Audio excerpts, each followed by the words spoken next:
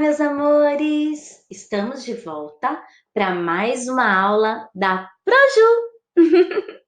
Bom, vamos lá. Hoje, espero que vocês estejam bem, meus amores, estejam se cuidando e se protegendo, tá bom? Bom, meus amores, hoje nós vamos falar sobre as marcas específicas de alguns gêneros textuais. Vamos conhecer um pouco mais a característica de alguns tipos de texto, ok? Vamos lá então. Para isso, nós faremos uma retomada de alguns conceitos e algumas explicações que vocês estão tendo lá no Centro de Mídias. Então, os professores do Centro de Mídias, que é o aplicativo que vocês estão usando, nessa semana eles falaram sobre o texto jurídico, que é um texto que trabalha as leis que regem a nossa sociedade, e com certeza, né, nós sabemos que esse tipo de texto utiliza de uma linguagem formal nas suas palavras, nos seus escritos, não uma linguagem informal. Claro que as leis precisam ser escritas de forma normativa, né? Então é importante que a gente reconheça as especificidades de cada gênero. Eu não posso escrever uma lei usando gírias. Por isso é importante falar errado ou escrever errado, muitas vezes está ligada à nossa adequação. Então é importante que a gente saiba disso. Conhecer os gêneros e as especificidades de cada um, para que nós saibamos adequar. Isso é falar correto, isso é escrever correto, tá bom? Também foi falado sobre reportagem, que nós já trabalhamos. A reportagem é como se fosse a notícia ampliada. Eles pegam um tema e trabalham bastante detalhes sobre esse tema. E a reportagem, ela pode trazer opiniões, ela pode trazer entrevistas. Então, a reportagem é bem ampla mesmo, diferente da notícia, que é mais pontual e fala de coisas daquele momento apenas. A carta do leitor também eles falaram, tratam-se de cartas desse gênero, fala sobre textos usados por pessoas que querem comentar algumas publicações de revistas, de jornais. Então, você lê. Por isso que é a carta do leitor. Você faz a leitura de um artigo, por exemplo, lá numa revista, e você quer comentar. Você gostou, você achou legal, você quer dar dicas. Então, a carta do leitor tem essa finalidade, tá bom? Outra marca específica desse gênero. As variedades linguísticas, que eles também falaram. Lembrando, meus amores, que variedade linguística nada mais é, olha o nome, variedade linguística, que é quando a língua varia, a língua se modifica, tá bom? De que maneira, Pro? De acordo com a região em que a gente vive. Lá no Rio Grande do Sul tem palavras e sotaques diferentes da nossa região. Isso é uma variação geográfica. De acordo com a história, algumas palavras que os nossos bisavós usavam, a gente não usa mais, como a palavra vossa mercê, que hoje é você. E tá até mudando, né? Muitas vezes a gente fala só a palavra se. Você vai em casa? Linguagem verbal, eles falaram também. Ah, e tem a variedade sociocultural. De acordo com a sociedade, a cultura em que nós estamos inseridos, nós usamos um tipo de linguagem diferente também. Existe a linguagem verbal, a linguagem não verbal ou a linguagem mista, que mistura as duas. Nós aprendemos que a verbal é a que tem palavras, a não verbal é que usa imagens, e quando nós estamos também gesticulando. E a mista, que quando você tem as duas, como história em quadrinhos, tanto a linguagem não verbal, são os desenhos, quanto a linguagem verbal, tá bom? E na aula virtual 6, nós vimos a função das conjunções e interjeições nos textos.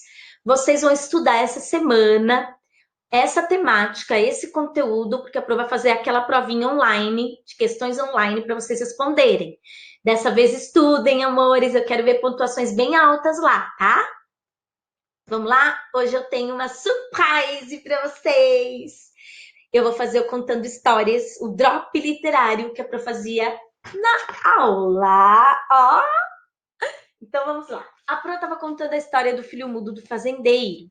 Então eu vou começar de novo, tá bom? O filho mudo do fazendeiro.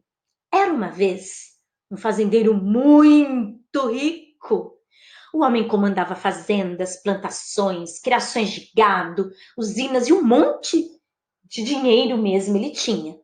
Infelizmente, ele tinha também uma grande tristeza, pois o seu único filho era mudo de nascença.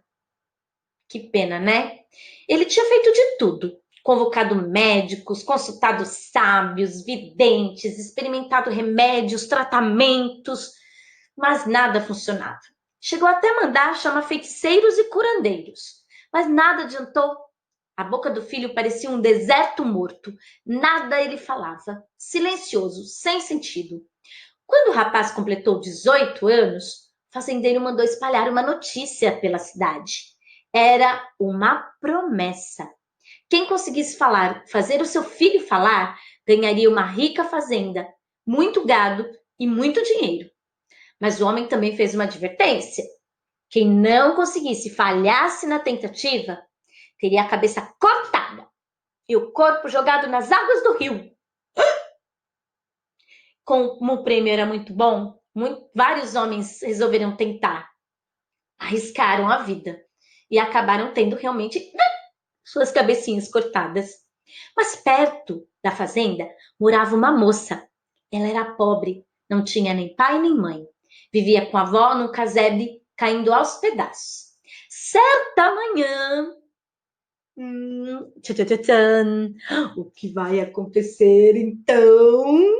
Vamos ver essas cenas do próximo capítulo na próxima aula virtual. Gostaram? Tomara que tenham gostado. Foi uma surpresinha para vocês. E eu vou sempre contar daqui para frente, tá bom? Ó, agora a Pro vai falar um pouquinho da nossa próxima provinha, então. Vocês vão estudar sobre a conjunção. Opa! O que ela é, lembrando que ela é invariável, os exemplos, as frases, vejam o que é locução conjuntiva, quais são os tipos de conjunções, podem ser coordenativas ou subordinativas. Voltem na aula virtual 6 que lá eu explico tudo direitinho. Interjeição também vai cair, locução interjeitiva, tipos de interjeições, vários tipos, lembrando que dependendo da frase em que ela muda o sentido dela, tá? A mesma interjeição pode ter vários sentidos dependendo da frase, tá bom?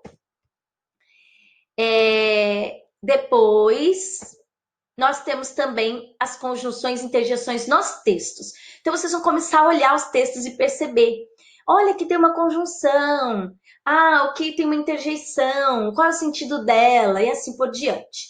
Caso eu chame vocês no Google Meet, apareçam lá, porque a Pro tá falando coisas importantes e a gente pode se ver assim, ó, juntinho ao vivo. Bom, qual é a tarefa para essa semana, então? Então, estudem o tema conjunção e interjeição pela aula virtual 6, bastante detalhes, e façam as atividades das páginas 23 até 31, atividades 3, 4 e 5 da apostila verde, parte 1. Quem não pegou, a escola está entregando ainda, tá bom? Lembrando que são duas, parte 1 e parte 2. Português está na parte 1. Quem não tem, a Pro está mandando no grupo o arquivo dela. Então, pode fazer no caderno somente as respostas. Quem vai fazer na apostila, somente as respostas. Mas lembrando, a apostila às vezes não tem espaço. Então, é importante responder tudo no caderno, que eu acho melhor, né? Perfeito, amores? Então, responde tudo no caderno, só responde e me tira a foto e me manda. Eu vou mostrar para vocês quais são as páginas. Só um minutinho.